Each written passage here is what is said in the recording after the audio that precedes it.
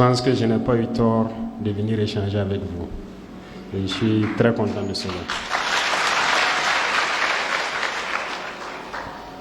Et à la question préoccupante pour tout le monde, la question sécuritaire, les universités Dori, Waivia, Fada, toutes ces universités donc, qui sont dans des zones rouges, la question nous taraude l'esprit certes, mais il y a une solution en cours.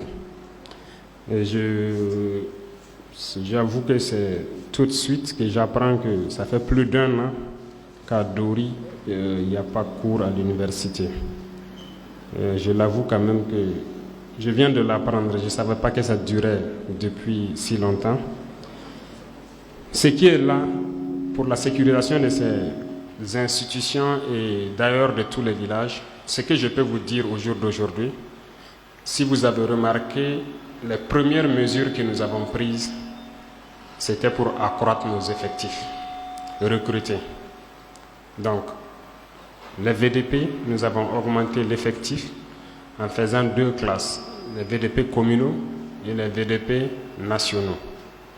Cela veut dire que les communaux vont rester dans leur commune pour défendre et les nationaux pourront être employés partout. L'idée aussi, c'est de petit à petit convertir les plus jeunes à l'armée après un temps de combat. Concernant l'armée, je pense qu'il y a un recrutement actuellement en cours de près de 6000 hommes si je ne me trompe. Et il y en aura encore. Parce que le défi de l'effectif est le plus important. Le combat atteint un niveau où nous ne pouvons plus nous permettre de mettre de petits effectifs sur le terrain. Donc nous avons accentué les recrutements et les formations sont en cours. Et parallèlement aussi, l'équipement est en cours d'acquisition, de sorte que lorsqu'ils finissent leur formation, ils puissent être immédiatement engagés pour pouvoir venir sécuriser un certain nombre de localités. Donc la question de la sécurité se résume d'abord à une question d'effectif, une question d'équipement, ce qui est en cours de résolution. Parce qu'un combattant, on ne le forme pas aussi en 2 semaines, 3 semaines.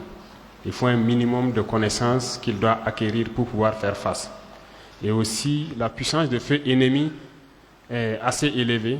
Et nous sommes en train de nous équiper pour répondre au moins 5 à 7 fois plus que sa puissance de feu pour pouvoir dominer avec notre effectif. Donc, je peux vous assurer donc qu'à la fin de la formation de ces gens, qui ne doit pas tarder normalement, la priorité sera mise donc sur ces villes qui portent donc les universités et aussi avoir de la présence autour des universités pour que vous ne soyez pas affectés encore dans vos activités académiques. Ça sera notre priorité. Et d'ailleurs, pour ce qui concerne Thomas Sankara, la préoccupation a été soulevée déjà par vos cadres et instruction a été donnée déjà au ministre de la Sécurité pour générer une force qui doit immédiatement être déployée là-bas. Et concernant Dori et Waibia et les autres centres, vous avez dû remarquer que nous avons redécoupé le territoire parce que nous étions à 3 régions et ça ne permet pas de quadriller efficacement. Nous avons redécoupé et on a créé ce qu'on appelle des groupements de forces. Et je pense que pour ceux qui sont à Dori, ils doivent bientôt constater l'évolution. Waibia également, j'ai même vu une marche avant-hier pour réclamer plus de sécurité. C'est normal. Dans les heures à venir, vous verrez aussi ce qui va se passer autour.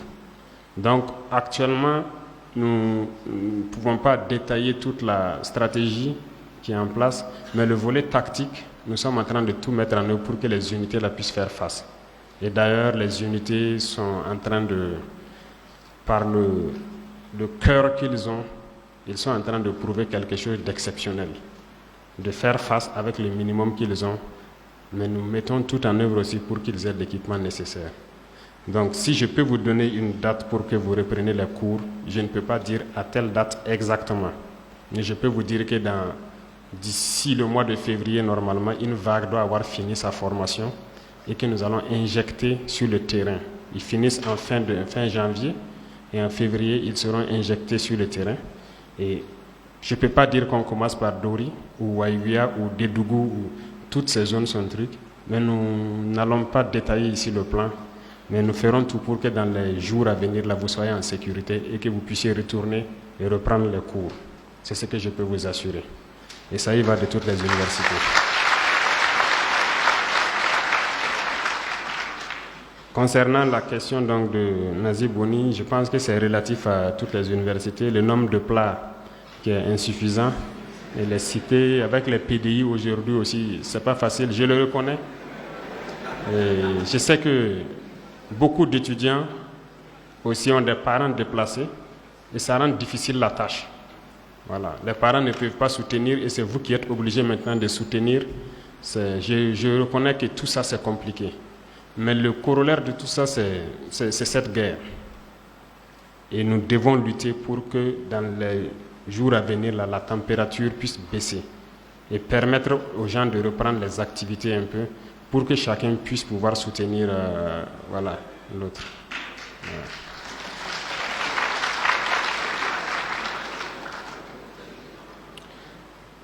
Les étudiants PDI, ça, nous allons essayer de prendre ça en compte.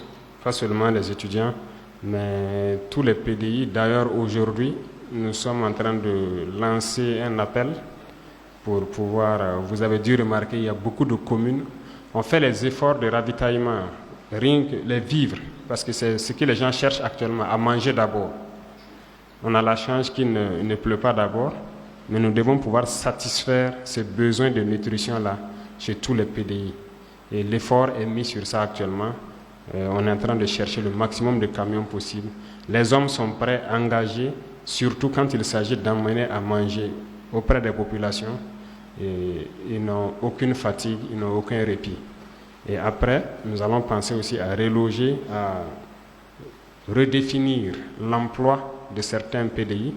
Et concernant les étudiants, il s'agira pour nous de trouver les moyens pour que ces gens puissent s'insérer dans la société estudiantine et pouvoir reprendre les études. Le défi est énorme, je le reconnais. Et il y a une chancellerie qui me posait la question, quel courage vous avez eu de prendre un tel pays? J'ai dit, c'est ma patrie. Il n'y a pas de courage qui ne va pas la peine.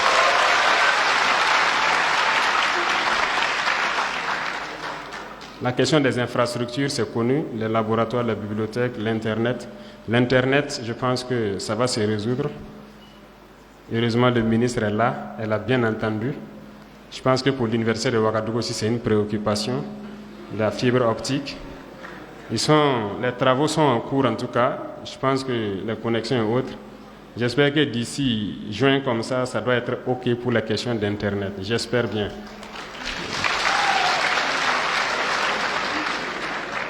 Pour les laboratoires et les autres effets, je discutais dernièrement donc avec un certain nombre de ministres concernant donc nos nouvelles coopérations qu'on veut avec certains pays. Et à chaque fois que l'on part vers un pays pour une nouvelle coopération, j'aime insérer donc le volet enseignement pour qu'on puisse trouver des bourses pour que les étudiants puissent aller se perfectionner dans certaines technologies et revenir, et surtout qu'on puisse acquérir du matériel de laboratoire. Parce que moi-même, je viens d'ici, j'ai fait la géologie et je sais ce que c'est que le laboratoire. Donc, je sais que dans tous les domaines, vous en avez besoin.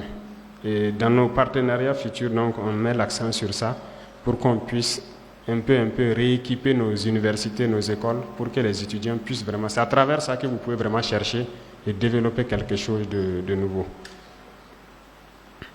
Comment adapter l'éducation? C'est une très bonne question.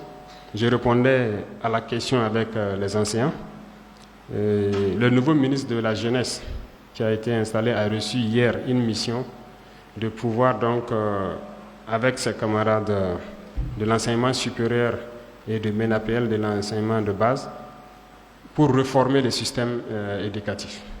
Parce qu'au Burkina, on finit la terminale, la destination c'est l'université. Pourquoi ne pas, à l'intervalle là, pouvoir donc professionnaliser la formation de sorte que, à partir d'un niveau, d'autres pourront directement être employés et que l'université soit un choix et non pas forcément une destination.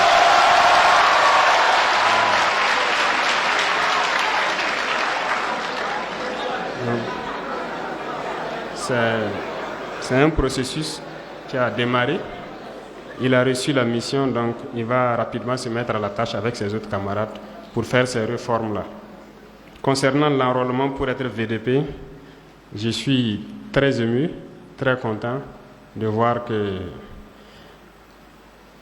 nous ne le souhaitons pas, mais j'ai vu dans un pays, donc à un niveau donné de la guerre, ils ont dû fermer les universités, enrôler les étudiants, les former et faire face à la menace. Nous espérons que nous n'arriverons pas à cette situation, mais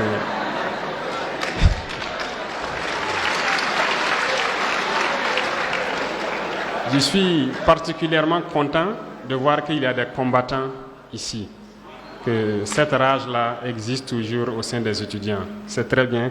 Nous allons étudier, voir, mais nous ne souhaitons pas, en tout cas, a priori, vous engager pour prendre des kalachnikovs, mais nous allons vous engager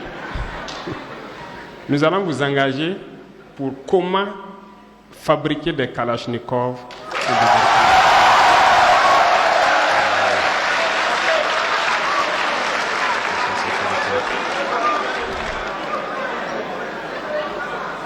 Donc, revenant aux préoccupations donc, de l'université Thomas Sankara, c'est une préoccupation qui a été posée aussi au niveau des enseignants et c'est un truc que j'ai suivi. Je pense qu'en octobre encore, il y a eu un accident mortel sur la voie là. Le vendredi surpassé, si je ne me trompe, j'ai pris la voie pour aller donc, au centre de formation des VDP. Et j'ai pu remarquer l'étroitesse de cette voie. Donc, dès cette semaine, je vais voir avec le ministre des Infrastructures qu'est-ce qui peut être fait dans l'urgence pour que la voie redevienne une 2 voies au moins.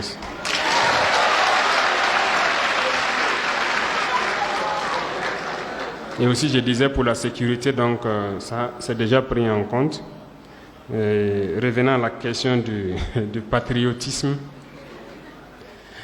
bon, heureusement que ça vient de vous et je souhaite que le patriotisme soit la chose qui vous anime le plus.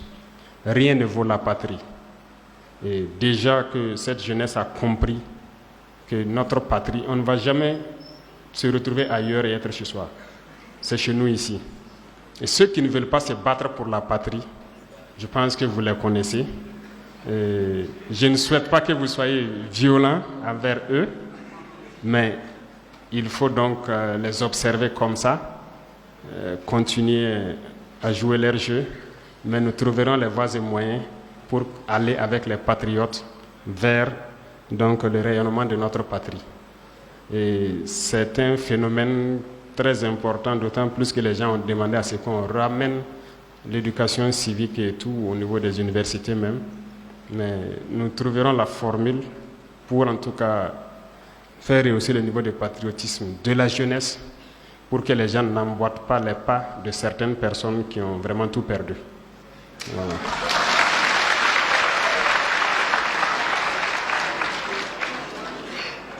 Maintenant, s'agissant donc de la question des garanties des populations des zones libérées, je ne peux pas vous le dire ici.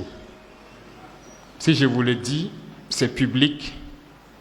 Si c'est moi l'ennemi, je vais m'adapter. Vous comprenez? Il y a beaucoup de choses d'ailleurs qu'on ne peut pas dire publiquement parce qu'on contribue à informer l'ennemi, à se préparer à contrer ce que nous faisons.